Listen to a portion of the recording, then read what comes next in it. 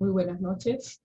Bueno, estimados seguidores, sean bienvenidos a la primera edición del ciclo de charlas sobre privacidad y protección de datos en América Latina, organizada por Mairo International Academy, la Escuela de Prácticas Jurídicas de Mairo Associates, en alianza con la Cátedra de Derecho Digital y Protección de Datos de la Universidad Rafael Urdaneta y los escritorios Guerrero Abogados de México y Estrella Neto Abogados de Brasil, y que es presentado por el doctor Humberto Ortiz Rodríguez. Nuestro capítulo de hoy va a estar dedicado a México y para ello tenemos como invitado muy especial al abogado Mauricio Guerrero Reyes, socio fundador del despacho Guerrero R. Abogados en la Ciudad de México. Gracias, María Eugenia. Un placer estar contigo y con todas las personas que nos siguen desde diversos países de América Latina. Hoy tenemos seguidores desde Colombia, Argentina, México, Ecuador, Brasil y Venezuela. Me corresponde entonces presentar a nuestro invitado. En tal sentido, les comento que Mauricio es abogado egresado del Instituto Leonardo Bravo, Campus Ciudad de México, con posgrado en Derecho Empresarial y Corporativo por el Instituto Nacional de Desarrollo Jurídico de México. De igual modo, posee certificaciones profesionales en el área de privacidad y protección de datos personales. Es socio fundador de Guerrero R. Abogados.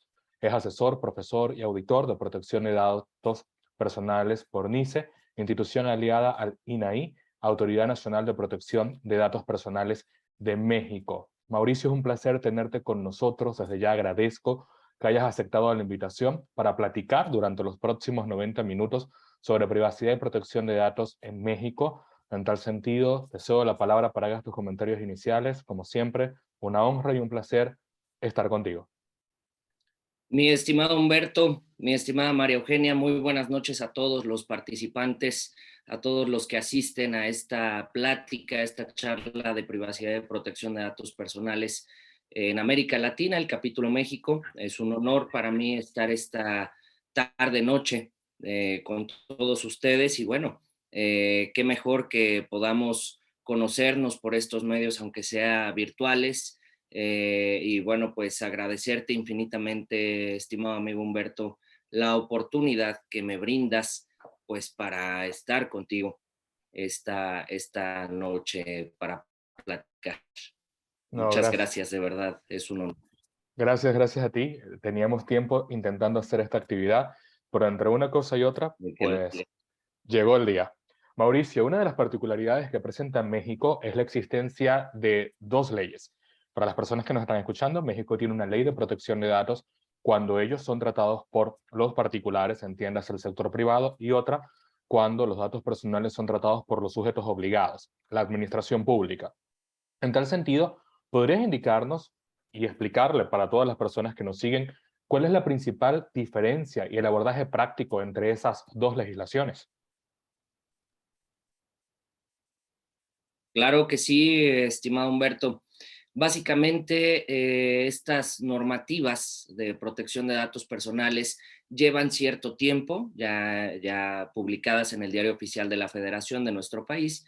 Y bueno, la Ley Federal de Protección de Datos Personales en posesión de los particulares justamente es aquella normativa que regula el tratamiento de datos en posesión de los particulares, es decir, personas físicas o morales del sector privado que hagan un tratamiento de datos personales, mientras que la Ley General de Protección de Datos Personales en posesión de sujetos obligados, efectivamente, es aquella normativa que regula el tratamiento de datos pues para todos los sujetos obligados, como su nombre lo indica, sujetos obligados que pueden ser del poder ejecutivo, legislativo y judicial, y en los tres niveles de gobierno aquí en México es el federal, el local o estatal y municipal o alcaldías. ¿Cuál es la diferencia entre estas normativas? Bueno, obviamente la fecha de publicación de la Ley Federal de Protección de Datos en posesión de particulares fue en el año 2010, mientras que la Ley General fue publicada hace algunos años, en el 2018, y que justamente esta normativa ya prevé como tal el tratamiento de datos personales de personas fallecidas. Eso es algo muy interesante. Incluso también prevé no solo los derechos ARCO, el derecho de acceso, rectificación, cancelación o oposición, sino que ya también prevé la portabilidad. cosa que la Ley Federal de Protección de Datos Personales en posesión de los particulares ni siquiera lo considera. ¿Por qué? Pues porque esta normatividad, esta materia de protección de datos personales ha avanzado a pasos agigantados los últimos 12 años, al menos aquí en México, y obviamente lo vemos reflejado en el mundo con la ley de datos en Brasil, con el Reglamento General de Protección de Datos en la Unión Europea, con la ley en California, vaya. Se da esta serie de cambios normativos y obviamente pues la Ley Federal de Protección de Datos Personales en posesión de los particulares. Muchos amigos que también se dedican a esta área coinciden con su servidor que es necesario realizar reformas urgentes a esta Ley Federal de Protección de Datos Personales en posesión de los particulares, ya que pues está quedando rezagada debido a todos estos cambios, incluso temas relacionados, por ejemplo, con la privacidad por diseño, por defecto, temas relacionados con aspectos muy, muy precisos como el tratamiento de datos después de la muerte. Creo que es un tema muy, muy singular y que a pesar de que aquí en México, ya como lo señalaba en la Ley Federal de Protección de Datos, no está regulado este tratamiento de datos post-mortem, pues de alguna manera se señala de manera muy específica un antecedente, un precedente ya en el INAI, en el Instituto Nacional de Transparencia, Acceso a la Información y Protección de Datos Personales, que es el órgano garante encargado de vigilar el cumplimiento de la normatividad en materia de protección de datos aquí en México. Entonces, de alguna manera, estimado Humberto, ya hay un precedente de un derecho de acceso de una persona que falleció. Entonces, al final, pues el INAI señaló que a pesar de que no está regulado el tratamiento de datos personales después de la muerte, siempre hay que velar por el principio pro homine, ¿no? El principio pro persona, y que al final recordemos este derecho de protección de datos, pues no es como tal proteger al dato personal, proteger el número de teléfono, proteger el nombre, no, sino es proteger al titular de los datos personales. Ese es el espíritu de esta normativa. Creo que tu micrófono, amigo.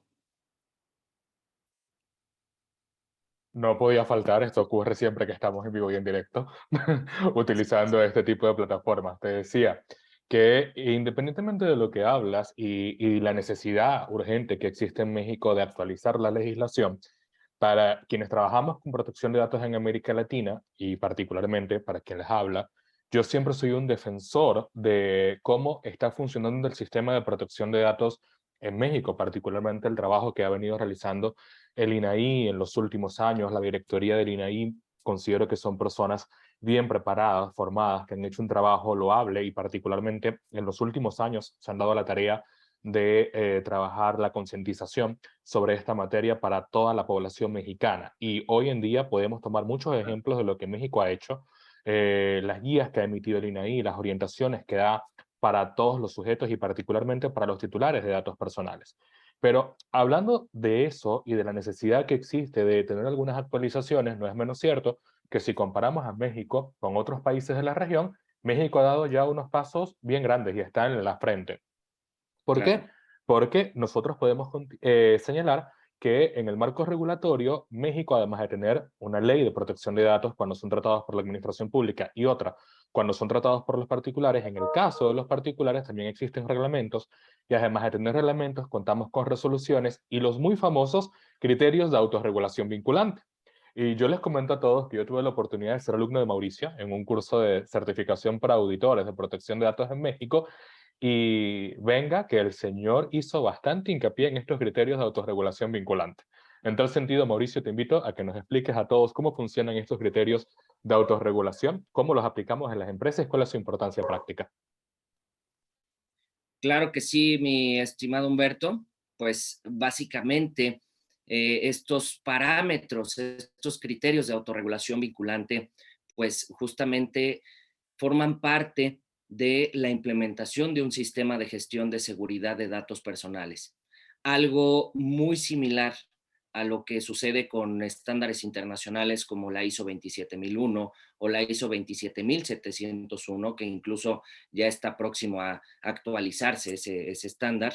Y bueno, que al final estos parámetros de autorregulación vinculante, pues justamente señalan cuáles son las medidas de seguridad que se tienen que implementar, partiendo desde situaciones de seguridad administrativas, seguridad física, seguridad técnica o tecnológica, y que justamente todo esto forma parte de ese sistema de gestión. Obviamente se tiene que elaborar un inventario de datos personales, un análisis de riesgos, un análisis de brecha, y obviamente una vez teniendo toda esta documentación, todo este mapeo bien definido, pues entonces ahora sí estamos en posibilidad de implementar este sistema de gestión a través de políticas, a través de lineamientos, a través de manuales, a través de procesos específicos, y que al final estos parámetros de autorregulación vinculante en materia de protección de datos personales, como su nombre lo indica,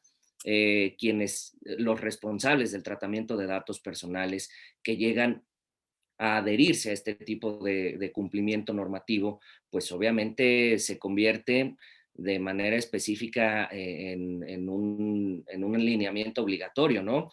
¿Por qué? Porque si bien es cierto, los estándares internacionales no son vinculantes, su cumplimiento, tú te adhieres voluntariamente y listo, no pasa más allá. Pero de manera muy específica, cuando los responsables del tratamiento de datos personales se adhieren aquí en México a estos parámetros de autorregulación, entonces se vuelve vinculante, es decir, se vuelve obligatorio. ¿Por qué? Por el simple hecho de que emanan de la Ley Federal de Protección de Datos Personales en posesión de los particulares, de su reglamento y obviamente de más disposiciones en la materia. Incluso el mismo INAI, el mismo órgano garante en la materia, ha emitido ya hace algunos años una guía para implementar un sistema de gestión de seguridad de datos personales, y que incluso, me permito decirlo así, este sistema de gestión de datos personales es equiparable a los requerimientos que diversas normativas, como la ley brasileña o como incluso el Reglamento General de Protección de Datos de la Unión Europea, señala dentro de todas sus disposiciones para estos efectos, ¿no? Entonces, desafortunadamente no se le ha dado la difusión necesaria a este tipo de prácticas, porque créanme que si no, pues fuera millonario.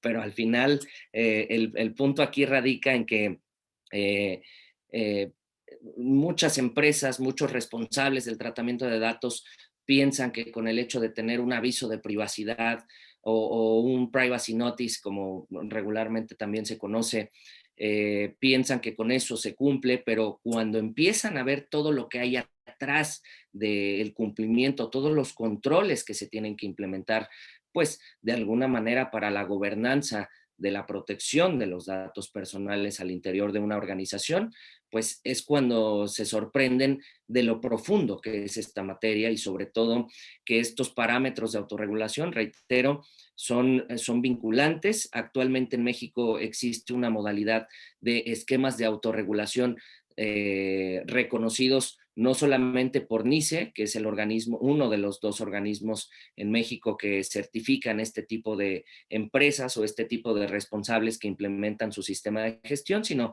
también lo puede hacer el responsable a través del mismo INAI, pero actualmente se tienen alrededor de 75 empresas que cuentan con estos esquemas de autorregulación debidamente certificados y reconocidos por el INAI.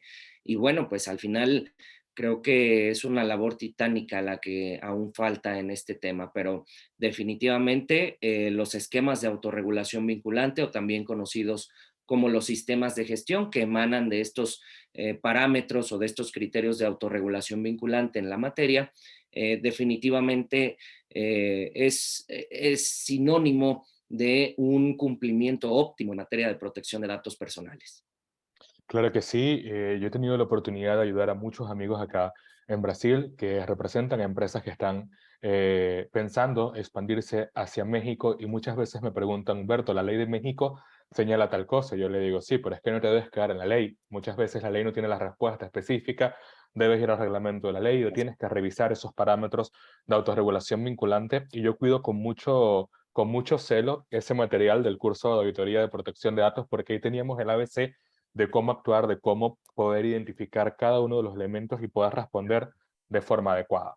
Ahora, para cerrar este primer bloque Total. sobre entornos regulatorios, me gustaría conocer de ti y de primera mano cómo México ha venido trabajando el derecho de protección de datos, en el sentido de, en México hoy, el derecho de protección de datos ha sido reconocido como un derecho fundamental, y si es así, ¿cómo ha sido el tratamiento que el INAI le ha dado y cómo ha sido tratado de la misma forma por los tribunales de los Estados Unidos mexicanos? Claro que sí, amigo. Pues mira, actualmente el INAI, justamente dentro de sus facultades como tal, pues está el velar por el cumplimiento y también la vigilancia del cumplimiento normativo en esta materia. Por supuesto que está considerado como un derecho fundamental. El derecho a la protección de datos personales se fundamenta constitucionalmente hablando en el artículo 16, párrafo segundo de la Constitución Política de los Estados Unidos Mexicanos, y que justamente señala ahí pues que todas las personas tienen derecho a la protección de sus datos personales, tienen el derecho de acceder, rectificar, cancelar o bien a oponerse a ese tratamiento, vaya, en palabras más conocidas, los derechos ARCO, pero también señala ciertas excepciones a este derecho de protección de datos personales. ¿Por qué? Pues porque al final no es un derecho absoluto, ya que en algunas ocasiones, debidamente fundado, debidamente motivado, debidamente justificado, pues se requiere pasar por encima de este derecho, ¿no? ¿En qué sentidos? En la seguridad nacional, en la seguridad pública, en la salud pública también, y en casos en que se puedan violentar algunos derechos de terceros o lesionar derechos de terceros, ¿no? Entonces, esas son las excepciones. Ahora bien, en lo que concierne como tal al tema de cómo se estructura esta parte regulatoria ya como tal, incluso hasta, me permito decirlo, sancionadora, pues como tal, la Ley Federal de Protección de Datos Personales y su reglamento prevé como tal cuatro procedimientos, que es el procedimiento de protección de derechos, que básicamente es cuando no se atiende en tiempo y forma un derecho ARCO por parte del responsable hacia los titulares. También en caso de que el titular de los datos no se encuentre satisfecho con la respuesta que fue proporcionada en esa solicitud de derechos ARCO. De manera adicional, también hay un procedimiento de investigación, también un procedimiento de verificación, y que justamente estos dos procedimientos son consecuencia uno del otro. Es decir, si tú infringes algún principio o caes en algún supuesto de infracción que señala la Ley Federal de Protección de Datos Personales, entonces ahí es cuando inicia un procedimiento de verificación o de investigación. Y bueno, si verifican, valga la redundancia, en el procedimiento de verificación que hubo una posible violación a la Ley Federal de Protección de Datos, entonces viene un procedimiento de imposición de sanciones. Este procedimiento de imposición de sanciones, pues obviamente es cuando el INAI señala de manera muy específica pues la multa a la cual se hará acreedor el responsable del tratamiento de datos, y que al final esta multa pues siempre va a versar sobre los ingresos que se hayan tenido, ¿no? De alguna manera, es muy importante señalar que estas sanciones se vuelven públicas, es decir, las empresas que no están preparadas para este tipo de procedimientos legales ante el INAI, ante el regulador, pues obviamente se ven pues apretadísimas, ¿no? ¿Por qué? Porque el INAI te va a requerir cómo obtuviste el consentimiento del titular, si cumples con el principio de responsabilidad, si tienes implementadas medidas de seguridad, cuáles, obviamente debes proporcionar evidencia que va desde cursos, certificaciones, vaya, una serie de documentos que al final pues se reflejan en este cumplimiento, ¿no? Y bueno, obviamente son riesgos legales, obviamente por los procedimientos legales ante el INAI, son riesgos financieros o económicos, pues por las sanciones que actualmente en México están de entre los 9,000 pesos hasta como los 60 y tantos millones de pesos. Y obviamente ya considerando que si dentro de esas vulneraciones o esas violaciones a la ley de datos personales, llegara a existir algún dato personal sensible, pues las multas se duplican y esto pues puede llegar hasta los 60 y tantos millones de pesos, ¿no? Entonces, como tal, este tipo de resoluciones que emite el INAI pueden combatirse o pueden recurrirse a través del juicio de amparo. Aquí en México así se denomina también como al juicio de garantías, es decir, cuando se considera que fueron violentados derechos constitucionales en México. Entonces, como tal, existen ciertos criterios y ciertas, pues sí, como tal, criterios en materia de protección de datos que en su momento, tanto la Suprema Corte de Justicia de la Nación, que es el tribunal máximo en el país, y que obviamente también el Tribunal Federal de Justicia Fiscal y Administrativa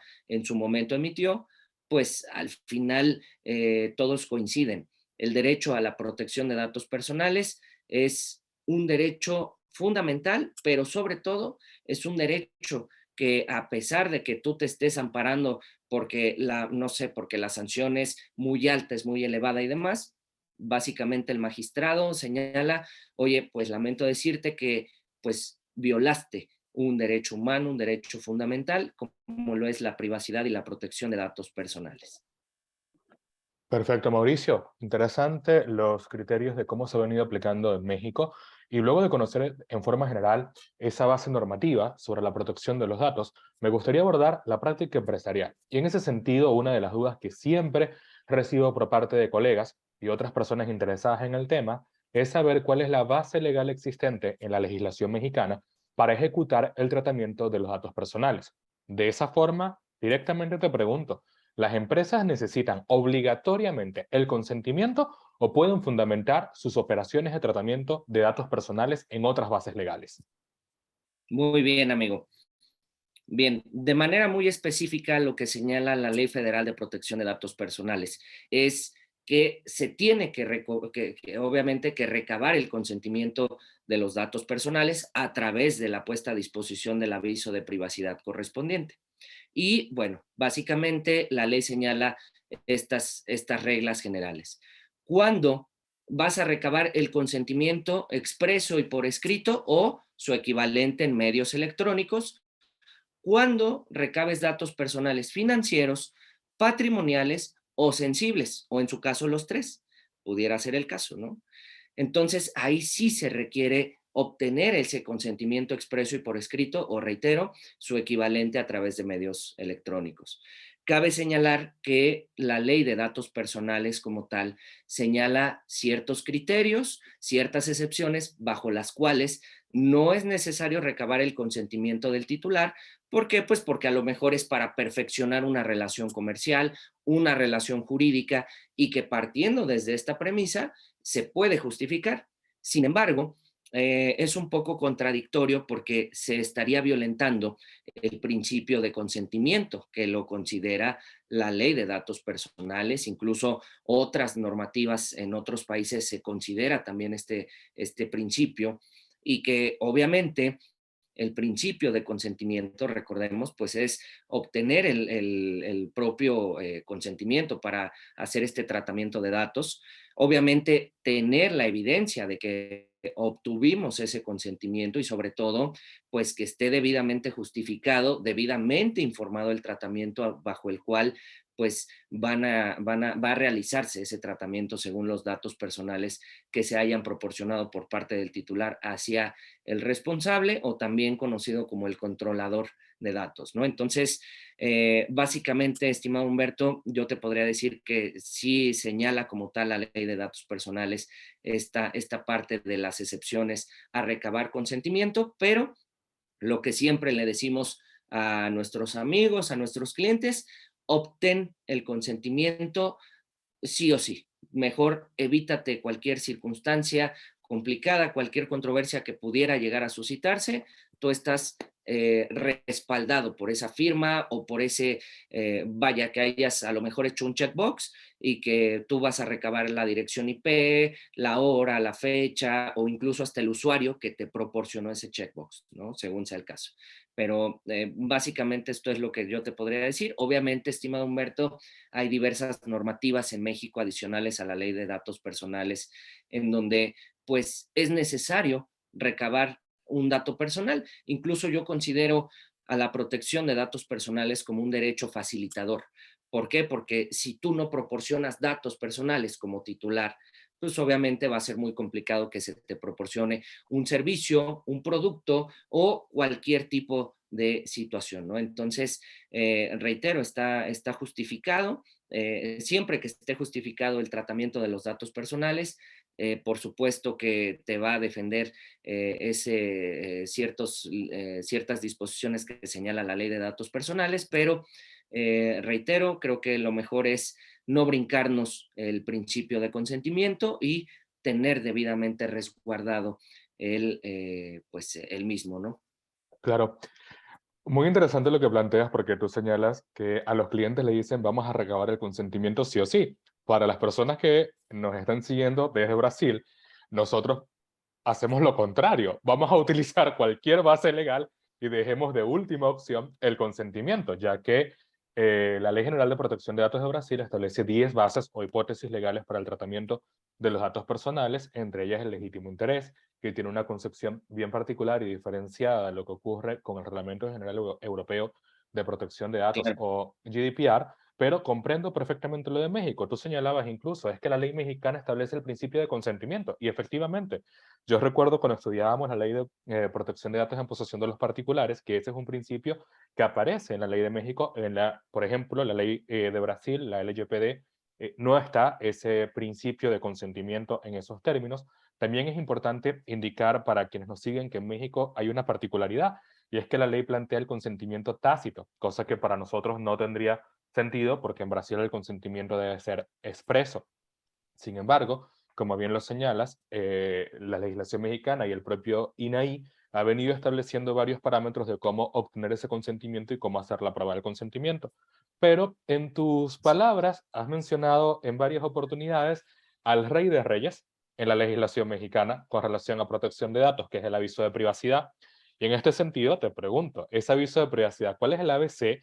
¿Cuáles son esos elementos claves que debe tener un buen aviso de privacidad para que los clientes se sientan tranquilos de que ellos están cumpliendo con esa necesidad de ser transparentes y de comunicar a los titulares la forma en cómo están tratando sus datos personales? Claro, amigo. Pues de hecho, el aviso de privacidad como tal, aquí en México y supongo que también en otras normativas en diversos países, pues hay tres modalidades del aviso de privacidad en México. Es el aviso de privacidad integral, aviso de privacidad simplificado y aviso de privacidad corto. Para palabras un poco más amigables, chico, mediano y grande, ¿no? Básicamente. Y bueno, pues al final las características que se deben considerar dentro de la elaboración de estos avisos de privacidad. Uno es definir perfectamente el tipo de aviso de privacidad que vas a poner a disposición. ¿Por qué? Porque obviamente el aviso de privacidad integral se pone a disposición cuando el titular te está proporcionando los datos de manera directa, de manera indirecta o de manera personal incluso. Es decir, que los obtuviste de una transferencia, que los obtuviste incluso a través de una aplicación móvil o que incluso el titular de los datos acudió a tus oficinas, a la sucursal bancaria, vaya, N cantidad, ¿no? El aviso de privacidad simplificado sucede la misma situación, pero regularmente es aquel documento que se pone cuando los datos personales se van a recabar por medios electrónicos o digitales. Una aplicación móvil, una página de internet, por ejemplo, pudiera ser el caso. Y el aviso de privacidad corto se va a poner a disposición cuando los datos personales son mínimos, pero también el espacio es muy mínimo, muy pequeño para pues hacerle saber que sus datos personales van a estar protegidos, ¿no? Entonces, justamente puede ser, por ejemplo, el boleto de una rifa de un viaje, de un auto, no sé qué sé yo, eso podría ser, ¿no? Ahora bien, para poder elaborar el aviso de privacidad integral, es importante y necesario que se tome en consideración cuáles son los datos personales que se van a recabar.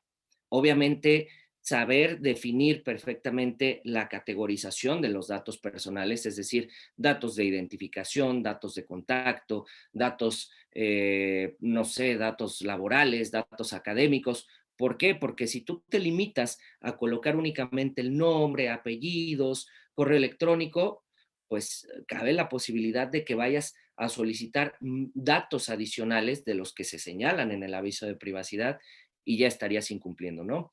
Otra parte muy importante y relevante para la redacción de estos avisos de privacidad es que no se deben de utilizar frases confusas o incluso frases inexactas como y algunas otras más, ¿no? Por ejemplo, al momento de redactar las finalidades, que es algo muy, muy importante al momento de la elaboración de los avisos de privacidad, no podemos colocar o no podemos considerar y algunas otras, ¿no? ¿Por qué? Porque al final no estás cumpliendo con el principio de información, es decir, ni siquiera estás siendo transparente con el tratamiento al que serán sometidos los datos personales. Entonces, esto es muy importante y relevante. Es importante señalar, estimado Humberto, que cuando existe un tratamiento de datos personales o tú se lo quieres informar a través de este aviso de privacidad al titular de los datos, cuando tú tienes un inventario de datos personales, que ya como lo señalaba hace un momento con estos parámetros de autorregulación vinculante, justamente deben de hacer match lo que tú tienes en tu inventario de datos, porque ese inventario de datos debe reflejar las finalidades para las cuales tú estás recabando esos datos personales, incluso cuando existe pues sí, como tal, una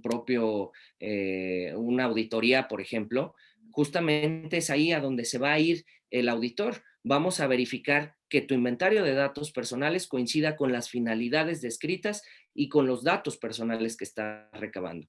De manera adicional, estimado Humberto, se tiene que poner a disposición el procedimiento para las solicitudes de derechos ARCO, es decir, cuál es el procedimiento que el titular debe seguir para que el responsable pueda atender en tiempo y forma esas solicitudes. De manera adicional, la revocación del consentimiento y la limitación del uso o divulgación de los datos personales. Incluso aquí en México, la Profeco, la Procuraduría Federal del Consumidor, y la CONDUCEF, que justamente es la Procuraduría de la Defensa de los usuarios de servicios financieros, justamente ponen a disposición dos registros públicos a los cuales tú te puedes adherir, tú te puedes inscribir gratuitamente como titular de datos y justamente ahí es a donde te inscribes para evitar la publicidad, para evitar que te llegue publicidad vía telefónica o a través de correo electrónico, ¿no? Y obviamente también se requiere colocar a dónde o cómo van a darse a conocer las modificaciones a dicho aviso de privacidad. Básicamente, estimado Humberto, esas serían como las particularidades que se tienen que considerar en el aviso de privacidad. Perfecto, Mauricio. Hemos hablado sobre el aviso de privacidad, tú hablabas sobre la categorización o categorías que existen de los derechos. En la legislación brasileña nosotros hablamos de datos personales simples y hablamos de datos personales sensibles. O realmente la ley habla de datos personales y explica lo que es un dato personal sensible. La ley mexicana tiene la misma categoría de dato personal en general y dato personal sensible o incluye otras categorías. Únicamente y actualmente aquí en la Ley Federal de Protección de Datos Personales en posesión de los particulares, también considera tal cual datos personales y datos personales sensibles. Obviamente aquí lo definen como cualquier información concerniente a una persona física que puede ser identificada o identificable, mientras que un dato personal sensible es aquella información, obviamente concerniente a una persona física que dicho tratamiento puede dar origen a discriminación o puede conllevar a un riesgo grave para el titular de los datos en caso de que llegue a utilizarse de manera indebida. ¿Y por qué? Pues porque aquí la ley de datos personales sí señala como tal cuáles son los datos personales sensibles. En este caso pueden ser datos de salud, religión, opinión política, preferencias sexuales o hábitos sexuales también, forma de pensar, datos genéticos. Vaya, sí es muy precisa cuando hace la clasificación de datos personales sensibles, pero en lo que concierne a datos personales tal cual, vaya, es ahí a donde entra incluso datos laborales, datos académicos. Pero recordemos algo, estimado Humberto, desafortunadamente cualquier dato personal puede considerarse como un dato personal sensible dependiendo del contexto en el que se encuentre el tratamiento de los datos personales. ¿Por qué? Porque obviamente no es lo mismo el tratamiento de datos personales que se va a dar en un laboratorio clínico a no sé, a una escuela, por ejemplo, O a una ¿no? tienda por departamentos en un centro comercial, Claro, por ejemplo. claro, por supuesto. Y justo es ahí a donde va a depender el contexto en el que se encuentre el controlador o el responsable del tratamiento de los datos que obtenga de los titulares, de sus clientes, de sus empleados, de sus prospectos comerciales, de sus candidatos a vacantes, incluso a lo mejor y hasta de visitantes, ¿no? Pudiera ser el caso. Entonces, es importante señalar eso, estimado Humberto. Sí, para nosotros acá en Brasil la clasificación es dato personal sensible, la misma definición de dato personal sensible, datos Claro, religiosos, de salud, datos relativos a opinión política, vida sexual de una persona, son considerados datos personales sensibles, datos biométricos, entre otros. Ahora, particularmente, como bien lo señalas, yo soy bien estricto y bien conservador cuando hago la diferenciación entre un dato personal simple y un dato personal sensible. Trabajo en una institución financiera, entonces te podrás imaginar, todo el tiempo dicen, es que eso es un dato personal sensible, y yo, no, es un dato que tiene una alta sensibilidad para nuestro negocio, pero no necesariamente es un dato personal sensible, es un dato simple. Ahora, podría convertirse en un dato sensible dependiendo para lo que sea utilizado, o si, por ejemplo, estamos haciendo un análisis sobre lo que hace una aplicación de vehículos de alquiler, como sería Uber, por ejemplo, y queremos saber para dónde se dirige una persona, y esa información nos podría derivar en que la persona practica una religión X o Y, ahí tú podrías, a partir de un dato simple, llegar hasta un dato sensible, y eso sería total. objeto de discusión totalmente. Ahora bien, teniendo eso claro, hemos hablado también sobre los derechos que tienen los titulares de datos personales, que son los derechos ARCO, derecho de acceso, derecho de rectificación, derecho de cancelamiento y derecho de oposición. ¿Cuánto tiempo tiene un responsable, un controlador, una vez que has recibido un pedido de cualquiera de los titulares para responder esa solicitud? Claro, aquí la normatividad mexicana, amigo, de manera muy precisa señala 20 días hábiles, pero hay ciertas circunstancias en ese proceso. ¿Por qué, amigo? Porque pues las solicitudes de derechos ARCO se tienen que elaborar a través del titular de los datos o a través de su representante legal, en el caso de menores de edad, obviamente por parte de sus padres, de sus tutores o igual de sus representantes legales, previa acreditación de la identidad y de la personalidad de estas personas, ¿no? Obviamente, amigo, si esta solicitud de derechos ARCO, una vez que es recibida, no cumple con estos criterios o con estas especificaciones que, reitero, se deben señalar en el aviso de privacidad integral, pues obviamente aquí se le va a informar, se le va a notificar al titular de los datos a través del medio por el cual se tenga esa comunicación, que debe subsanar esa solicitud de derechos ARCO, deberá agregar a lo mejor una identificación, deberá precisar cuál es el derecho que quiere ejercer, y entonces nosotros vamos a tener como responsables 5 días hábiles para darle esa respuesta al titular de los datos. Y entonces el titular de los datos tendrá 10 días hábiles para subsanar esa solicitud. En caso de que no llegue a darse respuesta por parte del titular hacia el responsable o hacia el controlador, pues entonces se dará por desechada esa solicitud y tendrá que iniciar una nueva. Pero ese es un supuesto, pero en el supuesto de que se cumpla, venga debidamente, vaya cumplimentada esta solicitud, que vaya con la identificación y todo lo que se requiere, entonces el controlador tendrá 20 días hábiles para responder la determinación que va a considerar al respecto, es decir, si es procedente o no es procedente. Y obviamente comentándole al titular de los datos si fuera procedente ese derecho, ¿no? Ahora bien, cabe señalar que posterior a estos 20 días, nosotros vamos a tener 15 días hábiles posteriores a que hayamos informado esa determinación, 15 días hábiles para ejecutar el derecho del que se trate, ¿no? Sea el derecho de acceso, rectificación, cancelación u oposición al tratamiento de los datos. Y obviamente, estos plazos pueden ser ampliados únicamente por causas de fuerza mayor o causas debidamente justificadas, por ejemplo, pues que a lo mejor tembló en México, ¿no? Ya Que es ves que muy común. entonces pudiera ser el caso, o no sé, por otra situación, ¿no? Pero básicamente, estimado Humberto, pueden, vaya, se puede solicitar esa prórroga por un plazo similar del que se trate, ¿no? O sea, de los 20 días o sea de los 15 días, según sea el caso, ¿no? Y bueno, pues básicamente es así como se da este procedimiento de derechos ARCO. Es importante señalar que si no se cumplen estos plazos, pues conforme a la normatividad señala, pues bueno, el titular de los datos puede inconformarse después de los 15 días en que pues no haya sido atendida esta solicitud, y puede acudir al INAI, y entonces el INAI va a aperturar un procedimiento de protección de derechos. Perfecto. Acá tienen más tiempo que nosotros. Acá en Brasil tenemos que correr cuando recibimos una solicitud porque son 15 días corridos para Natural. responder. Exactamente. 15 Wow. días naturales o días corridos, dependiendo del país. De América Latina, de donde nos estén siguiendo, sería ese el nombre exacto que tendríamos que aplicar, pero son 15 días y eso nos causa indudablemente una presión bien grande porque nosotros tenemos que hacer la validación de la identidad y todo dentro de los 15 días.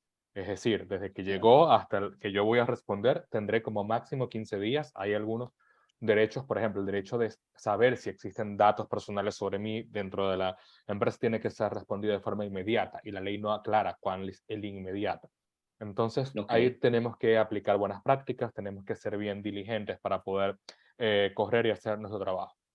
Ahora, total.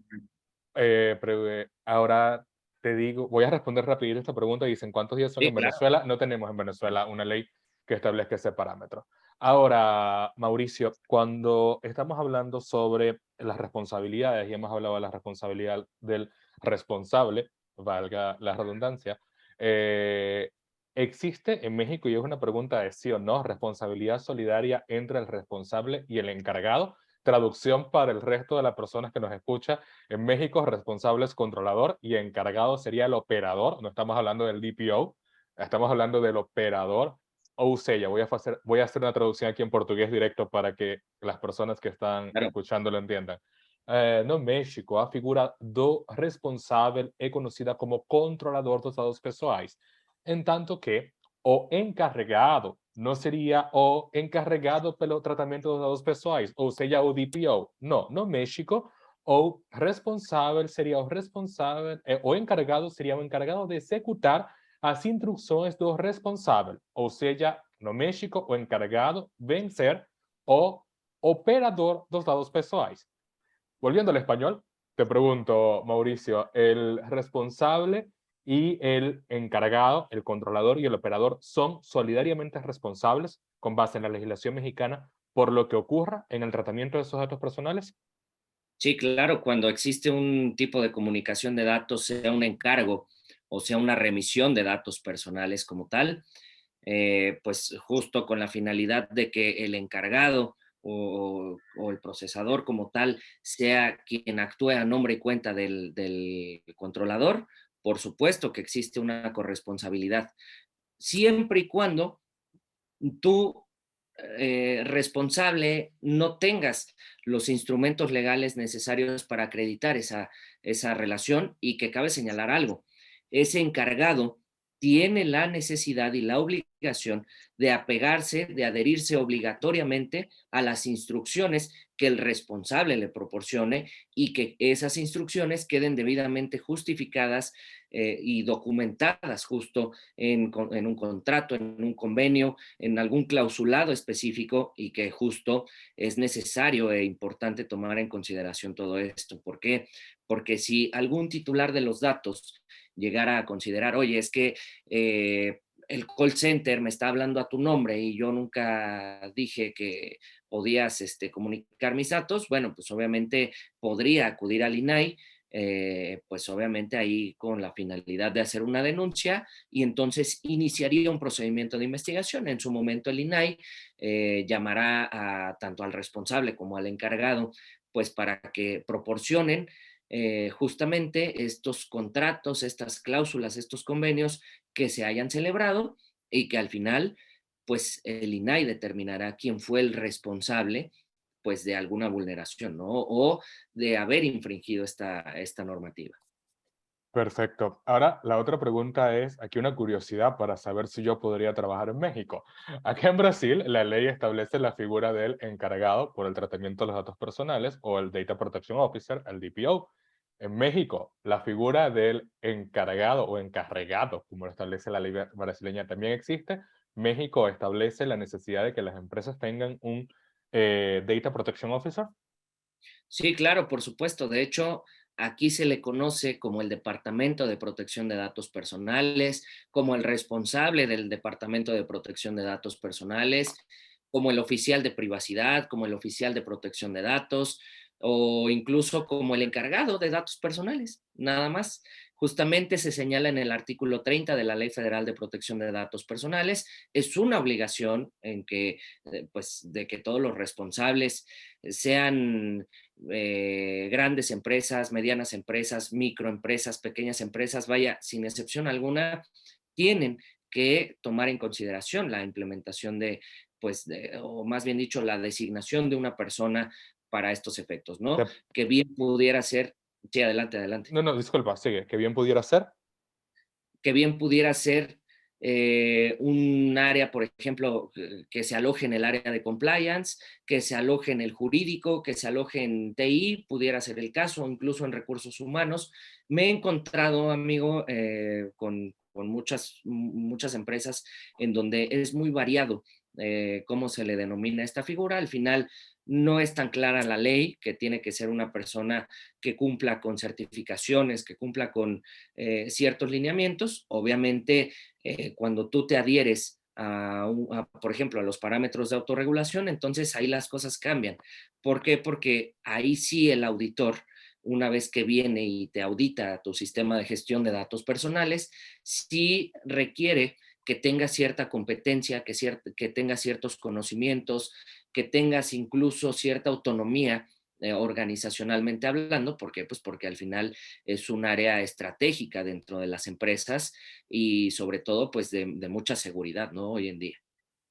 Me encanta eso que hablas de que es un área estratégica porque deja sobre la mesa la importancia que tenemos quienes ejecutamos este papel dentro de las organizaciones, y hoy varios amigos que también son DPO, que son oficiales de protección de datos, están acá en la sala y deben estar felices porque en cualquier parte que hablemos estamos haciendo referencia a que nuestra responsabilidad y nuestro papel dentro de las organizaciones es eso, es un papel estratégico porque somos los responsables de cuidar que los datos sean tratados de forma adecuada y de que la empresa pueda mantenerse operativamente en el mercado sin recibir una penalidad por parte de las autoridades regulatorias. Pero hablando de penalidades, viene la otra pregunta. En Brasil no tenemos. En México es oficial de protección de datos el responsable y el encargado u operador de los datos personales, partiendo desde la teoría de la responsabilidad penal de las personas jurídicas. ¿Tendrían responsabilidad penal ellos? Y en Sí, este caso, claro. el DPO como persona física, ¿tendría responsabilidad penal? Pues mira, mi estimado Humberto, de manera muy precisa aquí en México, Yo no he escuchado algún caso en específico de que se dé. Por supuesto que puede tener responsabilidad de esa persona, tanto el responsable como tal, aquí en el Código Nacional de Procedimientos Penales ya señala como tal pues la responsabilidad para personas jurídicas o personas morales, y en lo que concierne como tal al oficial de privacidad o al oficial de protección de datos, por supuesto que también puede tener cierta responsabilidad. ¿Por qué? Pues porque a lo mejor bajo él radica cierta custodia de todas las bases de datos que se tratan en la empresa. Entonces, incluso la Ley Federal de Protección de Datos Personales señala un apartado de delitos y uno de ellos es quien vulnere las bases de datos bajo su custodia, se podrá hacer acreedor a ciertos plazos, cierto tiempo de prisión. Entonces, al final sí se podría considerar. Obviamente se tendría que hacer una investigación muy exhaustiva para determinar o saber que el mismo oficial de privacidad fue responsable de dicha vulneración, o que a lo mejor la empresa forma parte de el crimen organizado, vaya, un tema a lo mejor ya más apocalíptico, ¿no? Más grande, pero al final, por supuesto que lo prevé la normatividad en materia penal aquí en México, amigo. Perfecto. Tomando en cuenta todo esto que hemos hablado, de que existen responsabilidades, la siguiente pregunta sería, hemos hablado de que los agentes de tratamiento, en este caso el controlador y el operador responsable y encargado, tienen una serie de obligaciones. Ellos deben de tener un aviso de privacidad, también tienen que realizar en México el registro de actividades de tratamiento de datos personales, el mapeamiento de las actividades de datos personales. ¿Está en la Claro. ley o está en los parámetros de autorregulación vinculante? Como tal, amigo, se encuentra en el reglamento y en los Ah, mira. parámetros de autorregulación vinculante, y como tal es ese mapeo, eh, pues sí, como tal, la propia factibilidad del tratamiento de los datos, es decir, el ciclo de vida del dato Datos. personal que se tiene que reflejar en tu inventario de datos, es decir, cómo lo obtienes, cómo lo resguardas, cómo lo utilizas, con quién lo comunicas internamente, externamente, cómo lo resguardas, cómo lo respaldas, quién tiene acceso, quién no tiene acceso, eh, y que al final cuántos son los plazos de conservación que se tienen para estos efectos, incluso cómo se elimina o cómo se suprime esa información. Y que justamente, amigo, creo que el hecho de tener bien mapeado ese ciclo de vida del dato personal a todas las organizaciones les ayuda muchísimo, porque al final creo que es fundamental saber quién trata según el área que corresponda. Por ejemplo, el área de recursos humanos, pues obviamente va a tratar cierta información de un universo gigantesco, mientras que el área de operaciones a lo mejor solo va a tratar el nombre del colaborador, ¿no? Porque, pues porque es parte de sus actividades, mientras que el área comercial, pues a lo mejor va a tratar otra cantidad mucho más amplia. ¿Por qué? Pues porque la misma actividad lo requiere, pero al final es necesario e importante sostener esa trazabilidad de los datos personales conforme a su ciclo de vida. Perfecto. En ese sentido, otra de las obligaciones que establecen algunas legislaciones es la necesidad de elaborar un informe sobre el impacto derivado del tratamiento de los datos personales, el famoso Data Protection Impact Assessment, DPIA, o como nosotros le llamamos en portugués, o Relatorio de Impacto de Privacidad y Protección de Datos Pessoais. En México también existe alguna normativa sobre cómo realizar este relatorio de impacto, este informe sobre el impacto derivado del tratamiento de datos personales. Claro, por supuesto. De hecho, como tal, al menos para el sector privado, no lo señala de manera específica ese análisis de impacto a la privacidad, sino que más bien dicho está un poco más enfocado hacia los sujetos obligados, es decir, hacia el sector público, el gobierno como tal, ¿no? Obviamente, como una muy buena práctica, los parámetros de autorregulación vinculante que le son aplicables al sector privado, ellos los consideran como el análisis de riesgos, y que justamente este análisis de riesgos nos va a permitir saber cuál es el volumen de los datos personales que estás tratando. Vaya, diversas ponderaciones que nos van a permitir saber cuál es el nivel de riesgo que existe sobre dicho tratamiento, ¿no? Y que justamente ese análisis de riesgos en lo que concierne al sector privado, pues nosotros utilizamos una metodología de riesgos que se llama BAA. Esta metodología de riesgos fue publicada por el INAI y que justamente habla sobre el beneficio para el atacante, accesibilidad para el atacante y anonimidad para el atacante. Y obviamente ahí pones diversos criterios, diversas ponderaciones para realizar este análisis de riesgos. Pero como tal, ya en lo que concierne al análisis de impacto a la privacidad, pues se está considerando como tal este tipo de prácticas como una buena práctica y que incluso se podría considerar como la privacidad por diseño o incluso hasta por defecto, según fuera el caso, ¿no? Pero que al final este tipo de documentos que, reitero, el INAI publicó una guía para realizar este análisis de impacto, por supuesto que tanto el sector público como el sector privado lo puede implementar, reitero, hablando desde la privacidad del diseño y del defecto, ¿no? Según sea el caso. Perfecto. Tenemos unas consideraciones un poco diferentes sobre privacy by design y privacy by default, pero comprendo lo que México plantea desde esa perspectiva. Ahora, otro Claro, de los puntos que nos interesa a quienes trabajamos en empresas con presencia internacional o multinacionales es la transferencia internacional de datos. Y Europa establece unos criterios bien rígidos para transferir datos fuera de la Unión Europea.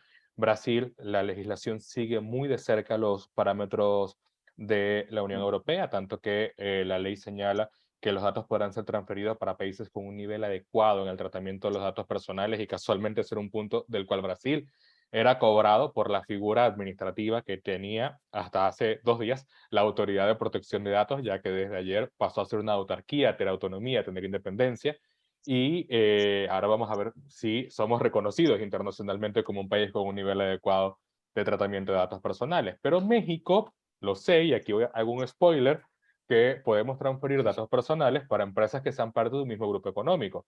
Ahora, ¿qué otros elementos claro. podemos considerar en México para transferir datos internacionalmente? ¿Qué tenemos que cumplir para poder hacer esa transferencia? Justamente, estimado Humberto, el reglamento de la Ley Federal de Protección de Datos señala incluso un capítulo de transferencias internacionales de datos.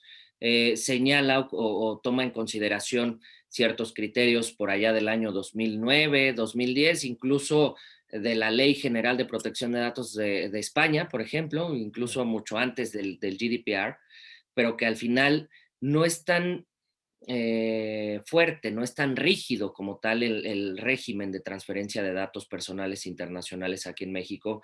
Lo único que sí señala como tal el reglamento es que al país bueno, como tal a la empresa a la que vas a transferir esta información, pues que en donde se encuentre geográficamente hablando, cumpla de manera muy específica con ciertos lineamientos, es decir, que tenga una legislación en protección de datos personales, que quede debidamente respaldada esa comunicación de datos a través de un instrumento jurídico, que puede ser un convenio, que puede ser una cláusula, que puede ser un contrato, y sobre todo que esa transferencia de datos personales se dé bajo ciertas expectativas de cumplimiento normativo internacional, es decir, que forme parte o que tenga tratados internacionales con México. Eso es algo muy, muy importante para este tema de las transferencias de datos, que bueno, que al final recordemos que México, por ejemplo, si se van a transferir datos a la Unión Europea, digo, es un lugar seguro, tiene un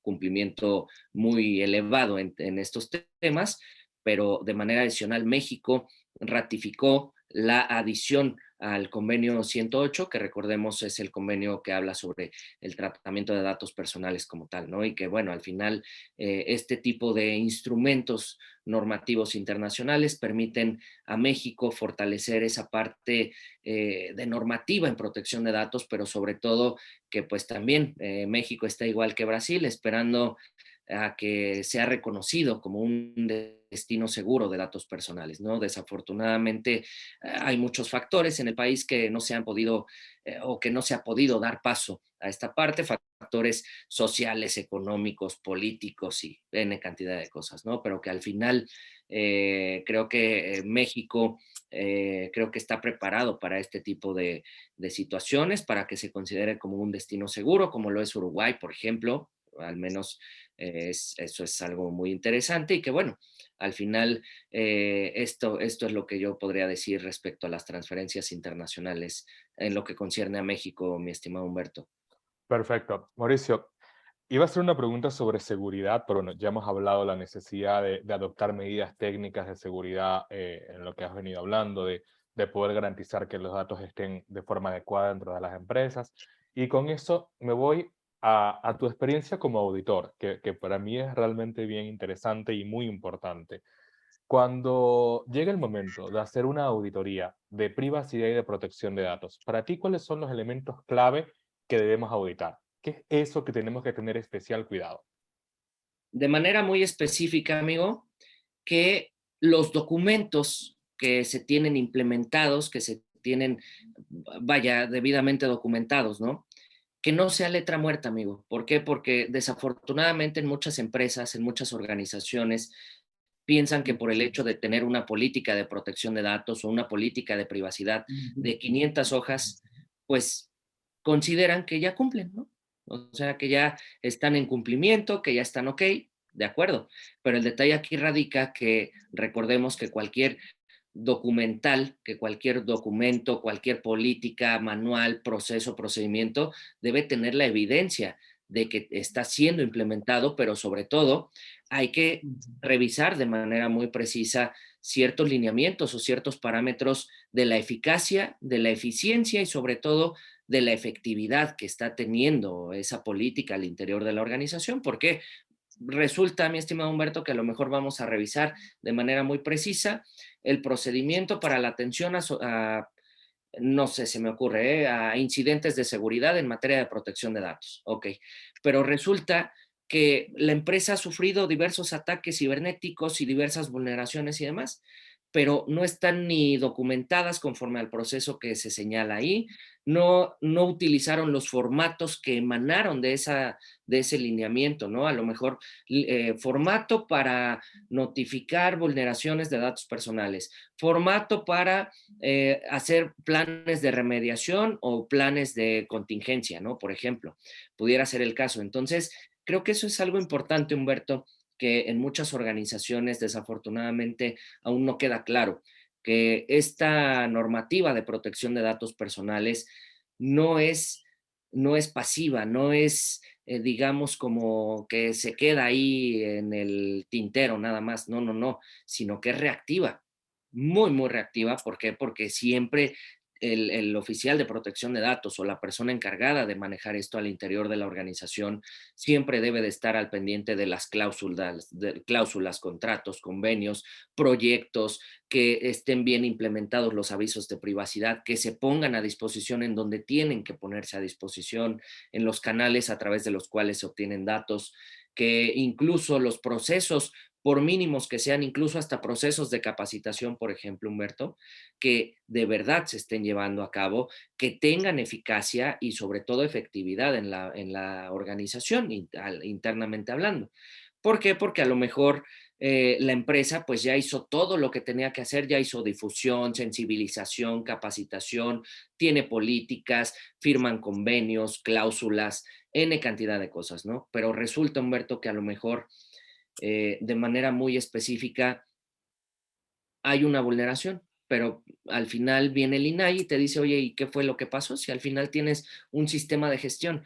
Ah, bueno, pues es que resulta, INAI, que yo como empresa, yo responsable, yo cumplí en lo que a mí concernía, ¿no? A mí concierne. Al final podría existir la posibilidad de traspasar esa responsabilidad a los trabajadores, que a lo mejor pues por un error de dedo, por desconocimiento o incluso hasta por meramente una baja empatía, ¿no? Una indiferencia, lo hicieron. Entonces, al final, creo que eso es algo muy importante, Humberto, que las políticas que se tengan internamente establecidas no se queden en el tintero, no sean letra muerta y sobre todo que se estén incluso utilizando ciertos indicadores de cumplimiento, indicadores que pueden ser mensuales, semestrales, Ese es mi cliente, al que oyes. Perdón, ¿podrían apagar su micrófono? Gracias.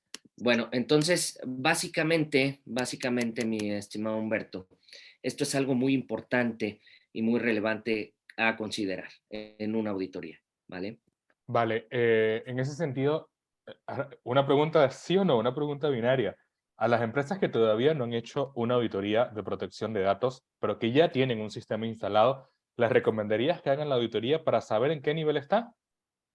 Sí, por supuesto, totalmente, amigo, porque al final la auditoría es el reflejo del estado que guarda actualmente la gestión interna de la protección de datos personales en las organizaciones y que al final, pues, por mínimo que sea un incumplimiento, un hallazgo, una observación o incluso hasta oportunidades de mejora o incluso hasta a lo mejor estás en un nivel muy óptimo, ni sabes qué, pues, ¿por qué no vienes y te certificas? ¿O por qué no haces público que tú cumples de manera óptima con esto? No sé, qué sé yo.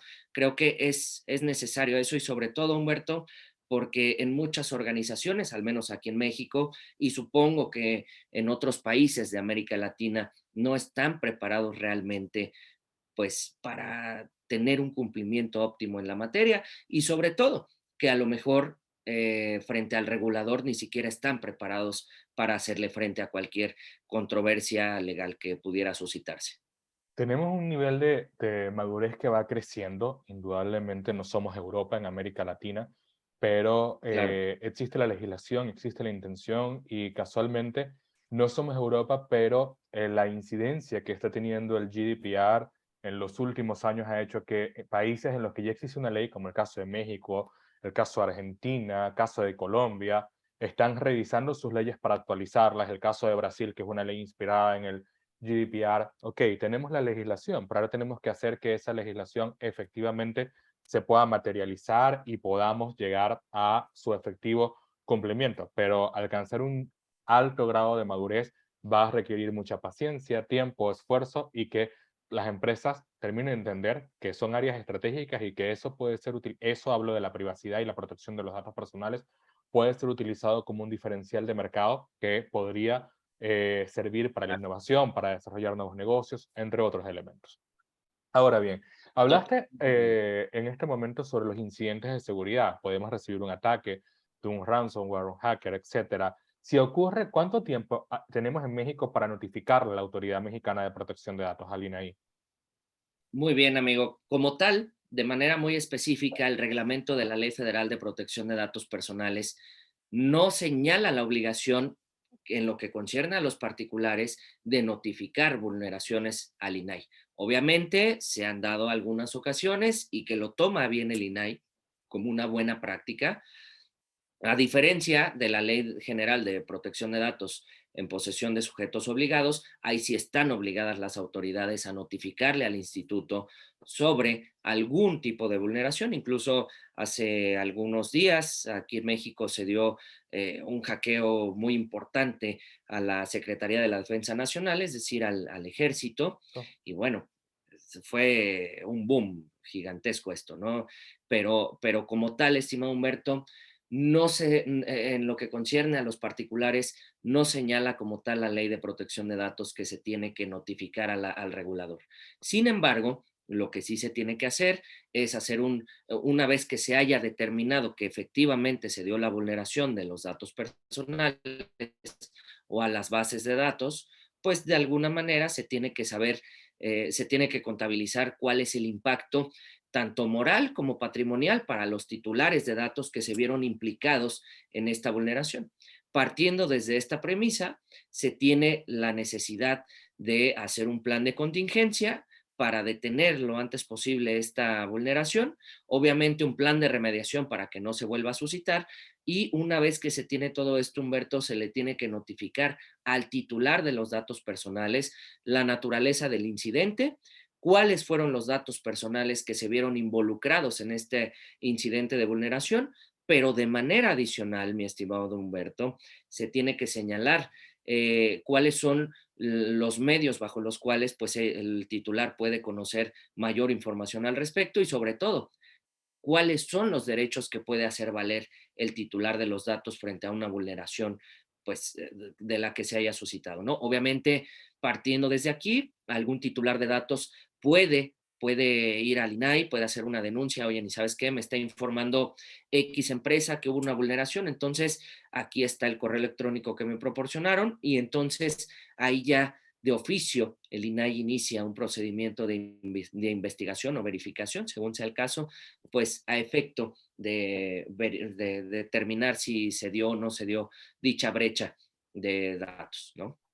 No, perfecto. Mauricio, estamos ya entrando en la etapa final. Tenemos casi 70 minutos de conversación bien interesante y productiva.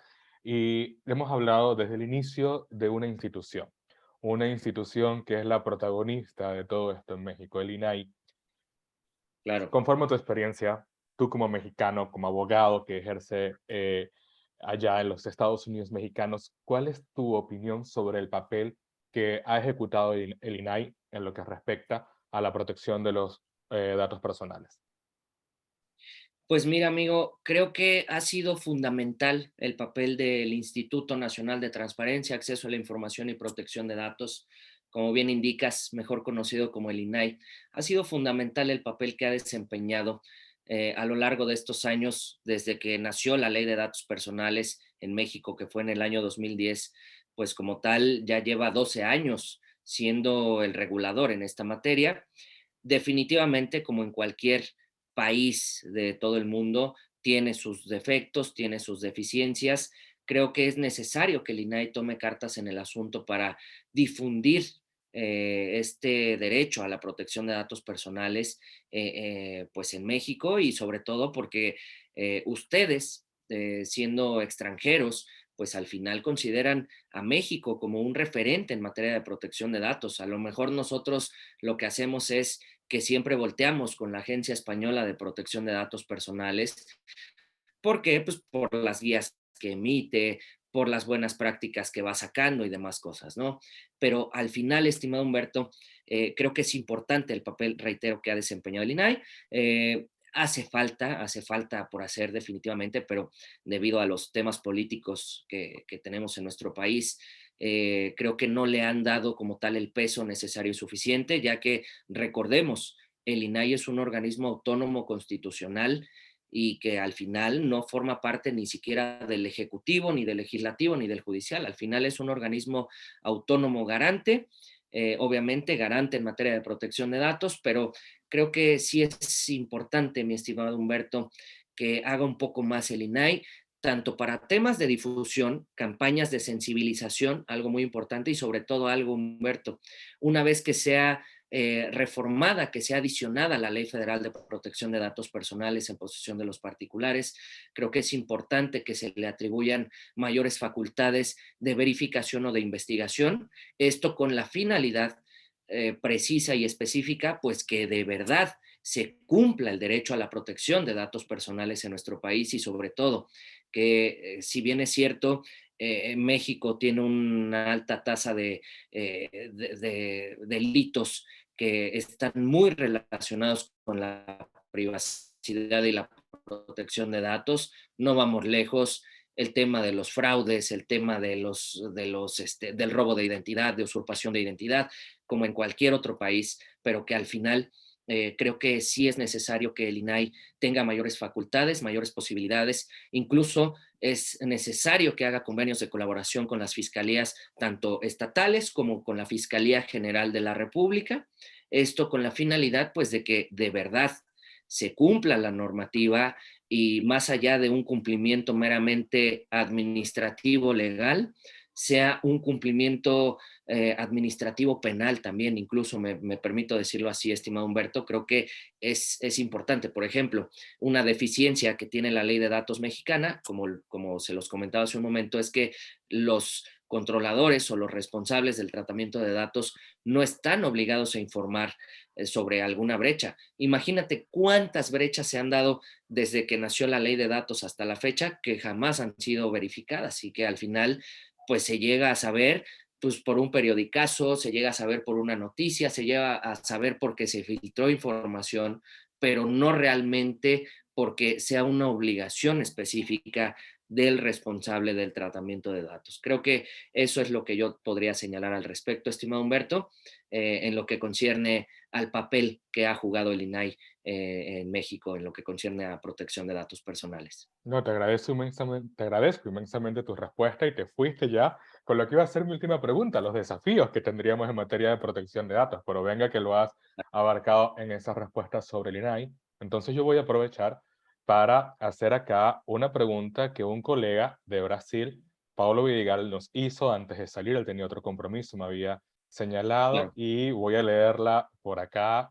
Y dice, en lo que respecta a a la amplia necesidad de obtener el consentimiento para tratar datos personales, ¿cómo garantizamos que ese consentimiento de hecho sea libre?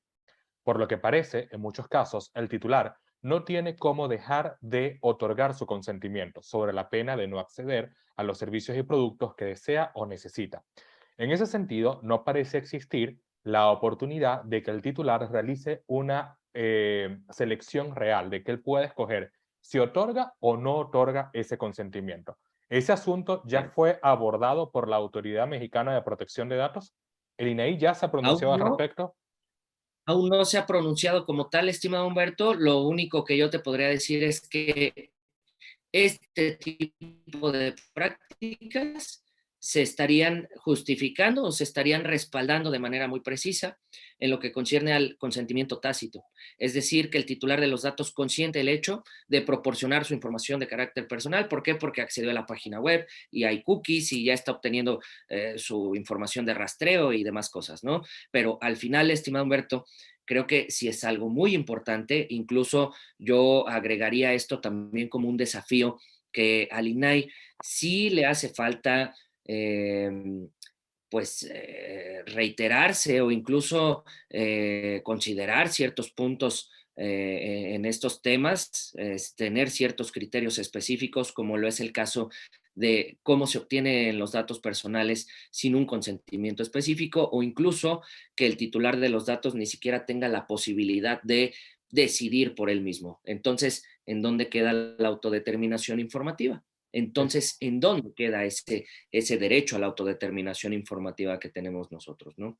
Sí, exactamente. Yo creo que una de las cosas que señalabas era sobre la necesidad de mirar siempre a lo que están haciendo nuestros colegas europeos. Y tú señalabas una autoridad de protección de datos que yo soy muy próximo a ella, la Agencia Española de Protección de Datos Personales. Mi referente, la utilizo todos los días, evalúo sus decisiones, los criterios que aporta, la manera en cómo viene estableciendo Sí, esas tesis sobre cómo debería ser el tratamiento de los datos personales, cosa que las autoridades de América Latina todavía están muy tímidas, no terminan de establecer esos criterios fuertes de salir y establecer esas doctrinas que nosotros podamos seguir como referente. Salvo algunos totalmente. ejemplos que encontramos en Colombia, que la autoridad colombiana, la Superintendencia de Industria y Comercio ha venido tomando, que son bien interesantes. Pero bien, Mauricio, hemos llegado a nuestros 90 minutos de conversación. De mi lado, no me queda más que darte muchísimas gracias por tu tiempo, por haber estado con nosotros, por compartir tus conocimientos y experiencia. Como tu ex alumno me siento complacido, feliz y orgulloso de que por fin hayamos podido realizar esta actividad. La tuvimos que posponer varias veces por múltiples cosas. El último temblor que estuvo en el DF, yo te escribí inmediatamente: ¿estás bien? ¿Cómo está tu familia? ¿Cómo está todo? Sí, sí, México, un sí. país al que quiero muchísimo, al que me unen muchos elementos y que espero volver próximamente y poder hacer algo presencialmente contigo desde el DF y transmitir desde el DF para el resto de las personas que nos ven en América Latina. No sé si alguna persona tiene otra pregunta y es el momento de que puedan abrir el micrófono o puedan hacer la pregunta en el chat. Eu não sei se alguma pessoa tem alguma outra pergunta, alguma dúvida. Se vocês quiserem, podem escrever agora no chat ou vocês podem abrir o microfone. Se vocês fazem a pergunta em português, eu vou fazer a tradução para Maurício. Fiquem à vontade de falar neste momento. Eu vou fazer uma pergunta, então. Aproveitar o tempo e todo o conhecimento dos colegas. Primeiro, para agradecer toda a contribuição. E segundo, para entender que se dentro, no México, toda a evolução da parte fiscalizadora demorou da mesma forma que no Brasil está demorando. Ou seja, está tendo primeiro um processo muito educativo para que posteriormente haja provavelmente esse lado mais, essa tarefa mais fiscalizadora e mais punitiva da agência reguladora. Queria saber se no México foi dessa maneira, se teve esse período mais educativo ou se inicialmente já teve essa tarefa, esse cumprimento mais fiscalizador da agência reguladora. Entendeu, Humberto? Dá para levar a tradução? Perfeitamente. Meu caro, se neste momento eu não consigo fazer a tradução de lo que você falou, vou embora. Ailon estaba hablando sobre si en México, al momento de nacer la ley y la autoridad reguladora, ellos iniciaron con un trabajo de educación, de concientización, o fueron inmediatamente con un trabajo fiscalizador. Él plantea que en Brasil la autoridad reguladora ha ido bien despacio, todavía no ha comenzado el trabajo de fiscalización, y su duda es si, similar a lo que ocurre en Brasil, pasó en México, que en los primeros años del INAI la tarea fue más de educación y de concientización que de fiscalización, o por el contrario, iniciaron realizando una fiscalización directamente. Pues justamente, estimado Humberto, sí hubo como tal cierta capacitación, ciertas guías, incluso ciertos lineamientos, porque cabe señalar algo, estimado Humberto. En el año 2010 nació la Ley Federal de Protección de Datos. En el año 2011 se publica el reglamento de la Ley de Protección de Datos, y en el año 2013 fue que se publican los lineamientos del aviso de privacidad. Fue justamente esa transición precisa en donde hubo cierto conocimiento, ciertas capacitaciones, cierta educación hacia la población en general, pero en lo que concierne de manera muy específica, desafortunadamente falta muchísimo, amigo. Hoy en día el INAI tiene su área de capacitación y brindan cursos y capacitaciones y todo esto, pero creo que, como lo comentaba, amigo, es necesario, es muy, muy necesario esa parte de la educación, esa parte de la sensibilización, incluso hasta este tipo de charlas que se tienen, pues, por parte del sector privado, ¿no? Que incluso a veces viene más de ahí que del mismo sector público, pero bueno, es México. Es América Latina. En tanto, la experiencia en Brasil en esa parte de concientización es bien variada. Brasil es un país continental. Ailon y yo hablamos mucho sobre esto. Yo estoy en Sao Paulo, en la grande Sao Paulo, el corazón económico, donde el asunto se mueve y se mueve mucho. Tenemos eventos todos los días. Casualmente, en estos momentos, hoy y mañana, se está realizando una feria jurídica bien grande donde tienen todo un área de privacidad y protección de datos. Antes de entrar a esta charla contigo, yo estaba en la inauguración de un posgrado sobre Derecho, Innovación y Tecnología en la Universidad de Fortaleza, del cual voy a ser profesor también. Salí de allá y vine corriendo para entrar acá y hacer la charla sobre protección de datos para México, porque es algo que los colegas en Brasil preguntan mucho, y otros colegas de América Latina, que como decía al inicio, tenemos colegas de Ecuador, colegas de Colombia, de Argentina, de Venezuela, México, que están hoy con nosotros.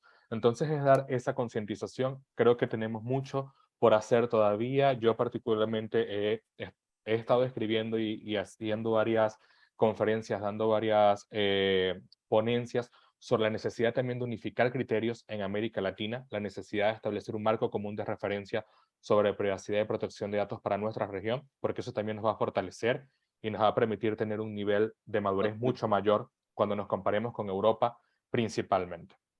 Entonces, Mauricio, de nuevo, muchísimas gracias. Ailon, espero que Mauricio haya respondido tu pregunta. Estamos aquí trabajando, estamos igual y vamos bien.